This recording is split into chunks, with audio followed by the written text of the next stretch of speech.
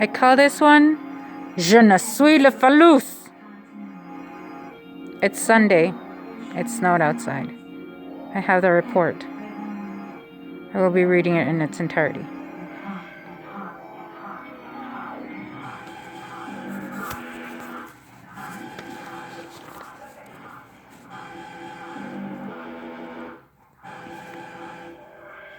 Once upon a midnight dreary, while I pondered, weak and weary, over many a quaint and curious volume of forgotten lore, while I nodded, nearly napping, suddenly there came a tapping, as if someone gently rapping at my chamber door.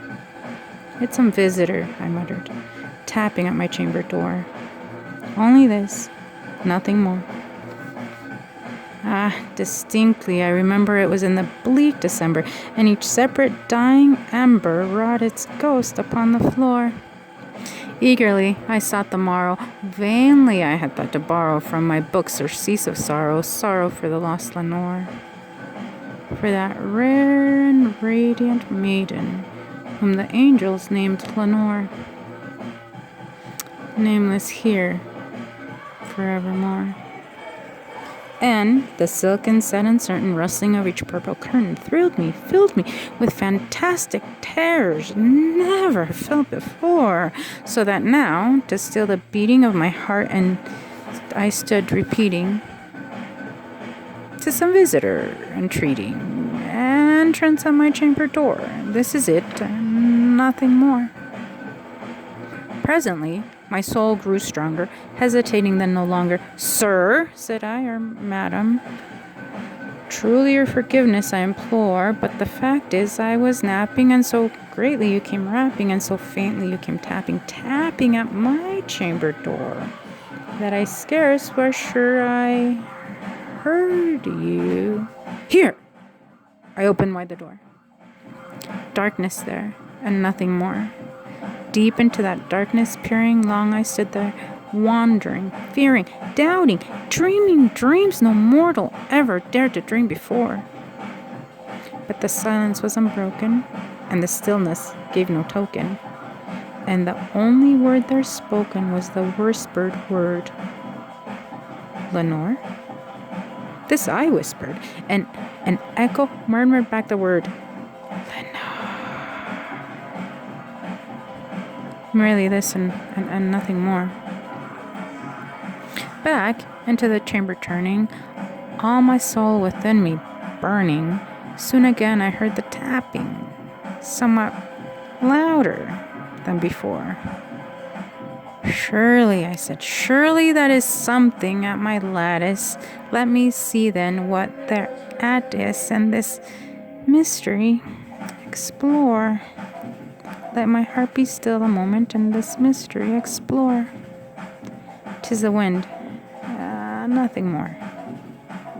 Open here I flung the shutter, when with many a flirt and flutter, and there stepped a stately raven of so saintly days of yore.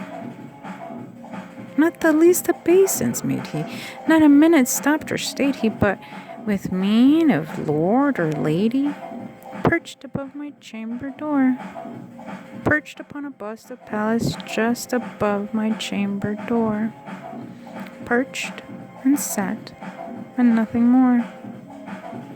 Then this ebony bird, beguiling my sad fancy into smiling, by the grace and stern decorum of the continents it wore,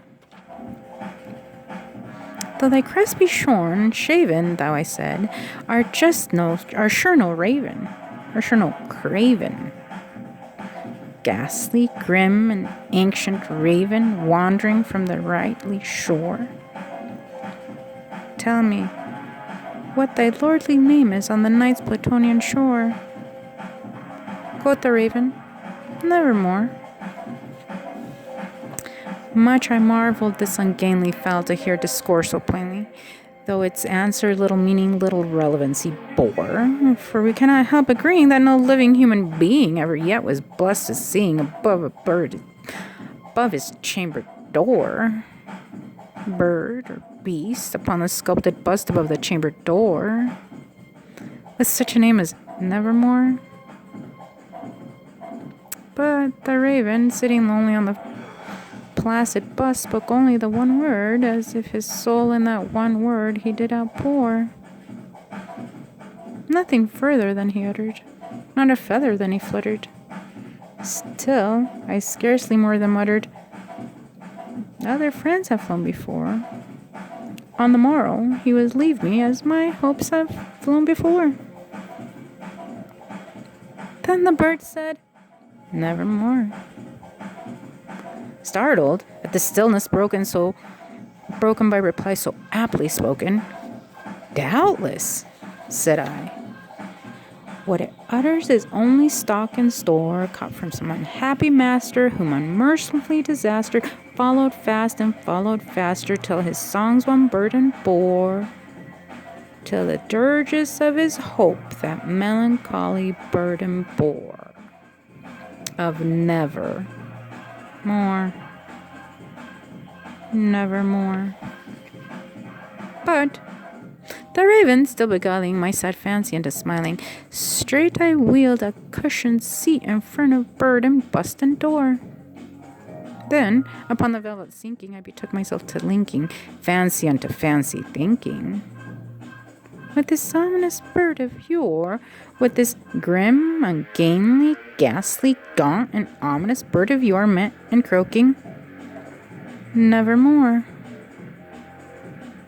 This I engaged in guessing, but no syllable expressing, to the fowl whose fiery eyes now burned into my bosom's core. This and more I sat divining, with my head at ease reclining, on the cushion's velvet lining that the lamp gloated o'er, but whose velvet violet lining with the lamplight gloating o'er, she shall press, nevermore. Then, methought, the air grew denser, perfume from an unseen censer, swung by seraphim whose footfalls tinkled on the tuffled floor. Wretch, I cried, thy God has lent thee by these angels, he has sent thee respite and nepenthe from thy memories of Lenore. Quaff, oh quaff this kind nepenthe, and forget this lost Lenore. Quoth the raven, nevermore. Prophet, I said, thing of evil? Prophet still, if bird or devil. Whether tempest sent or whether tempest tossed here their shore, desolate yet all undaunted in this desert land enchanted, on this home by horror haunted, tell me, truly, I implore, is there balm in Gilead? Tell me, I implore. Quoth the raven, nevermore. Prophet, said I, thing of evil! Prophet still, if bird of devil. By that heaven that bends above us, by that God we both adore, tell the soul with sorrow laden, if within the distant Eden I shall clasp a sainted maiden who the angels named Lenore.